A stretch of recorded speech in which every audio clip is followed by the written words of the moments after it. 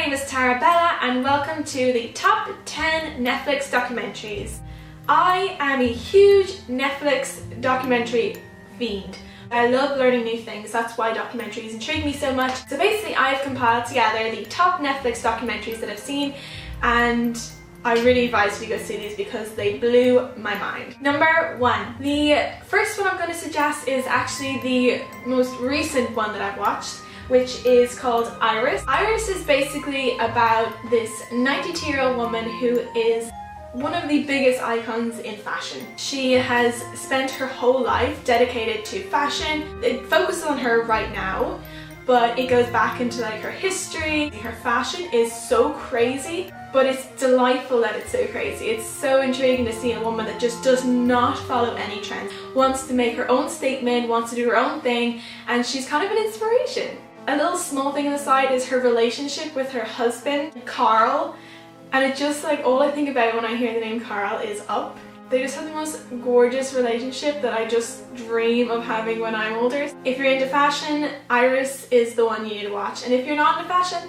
watch it anyway. It's such a feel-good documentary. Number 2. The next one I'm suggesting is The Hunting Ground. It's a documentary about sexual abuse on campus grounds in America. It hit me hard when I saw how vulnerable the students were over there and how they really didn't have any government support or any college support when it comes to sexual abuse claims. It's basically a documentary entailing these students who came forth with sexual abuse claims, and the school basically just put it under the rug. I don't want to say too much about it, but it is super interesting. It caught me from the beginning to the end, and it really made me 1, hate the government, 2, hate systems in general, and 3, want to make a difference. It shows you how everything is run by money. A lot of the campuses, they don't want to be involved in sexual abuse claims because that kind of tarnishes their reputation. So it touches on all these subjects, and it is just really intriguing, and it is something that I think every single person should watch, know about, be aware of, and try and maybe do something about whatever way they can. Number 3. Who Took Johnny? Who Took Johnny is a documentary about a small child called Johnny Gosh who was kidnapped on his paper route. But nobody saw him being taken, nobody saw any evidence, there was no noise, no nothing, and he just basically disappeared into thin air and nobody knew what happened to him. This story could be just a normal murder mystery, but it has so many layers. As the documentary went on, it just got crazier and crazier and more intriguing, and it flipped over completely.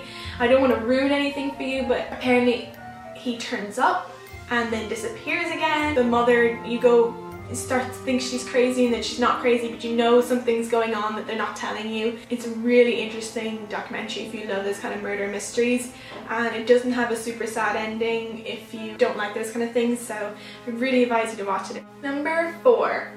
Born into Brothels. It's basically about these small children that were born into brothels in Calcutta. This photographer went over and gained the trust of some of the women working in the brothels, and eventually then brought the cameras in and started filming and fell kind of in love with some of the little children. And then she comes along and she brings all these disposable cameras, and she asks the students to go around and take photos. They start producing these like amazing point of view and just really good photos, and she thinks she can actually do something with these, and I'm not going to spoil the rest of it. It's really nice. They filmed it a long time ago, and it brings you up to modern day, so you get to find out. This story of the children's captivated me so much that I actually went and searched for some of the students on Facebook to see if I could find out any new information, and I did find one of them, and it was really interesting, and I don't want to spoil it. I really suggest this one for anybody who's interested in those worldly, cultured documentaries. Number 5. Taking it to YouTube now. Snervous.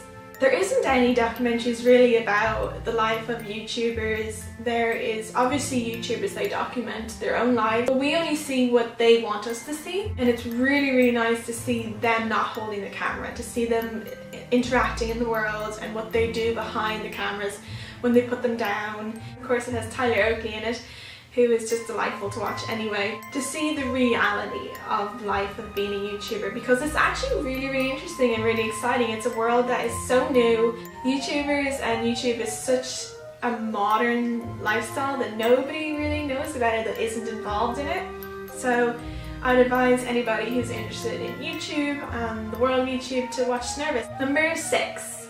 My 6th suggestion is one called The Propaganda Game. The Propaganda Game is a documentary that when I finished it, I was really glad I'd seen it. It's basically about the issues with North and South Korea and the whole controversy around if it's a fake world. It does kind of show you that there is a lot of things that are kind of hidden or faked for the public. Like, for instance, that tourism isn't a thing over there. You're not able to just go over there. You have to be very lucky to be able to go to that country. Nicole went over there and he showed how in some cases they weren't allowed to go into certain areas. I couldn't remember the name of it, so I had to search for it through all the documentaries, and it was in the last list and it was one of the last ones that I found.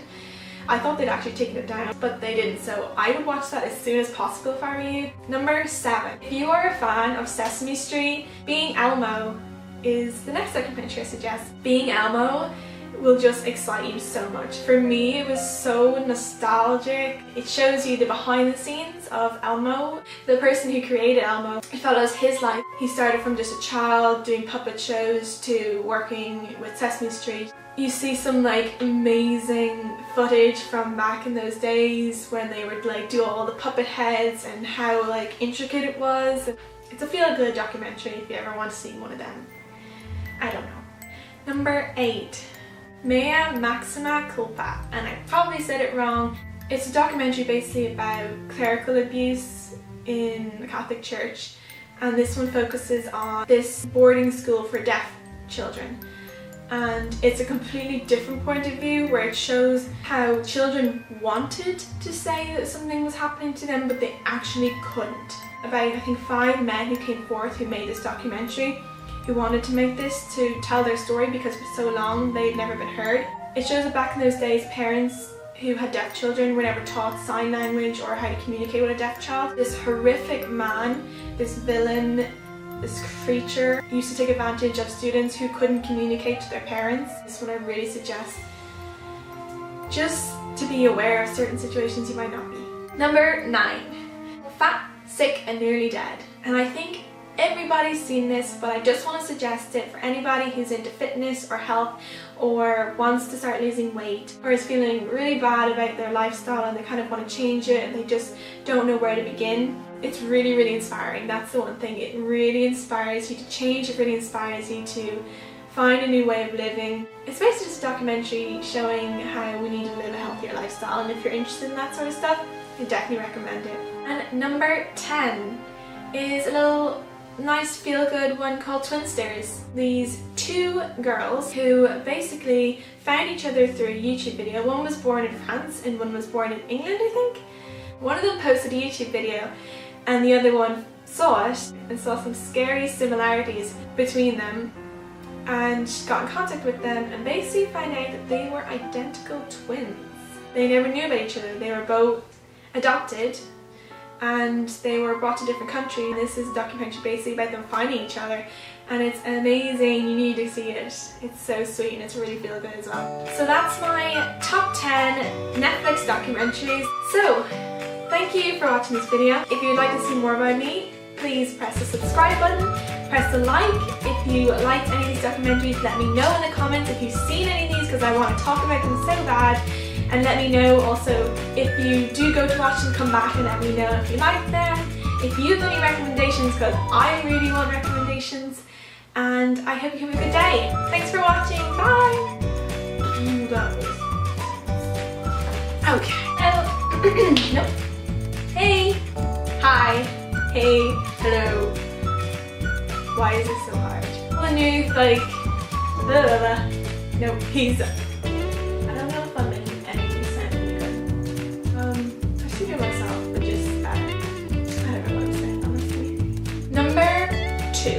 That was so weird. Focusing more on me. I don't know why I said that. Focus on me. Focus on me. I hate everything that I just recorded.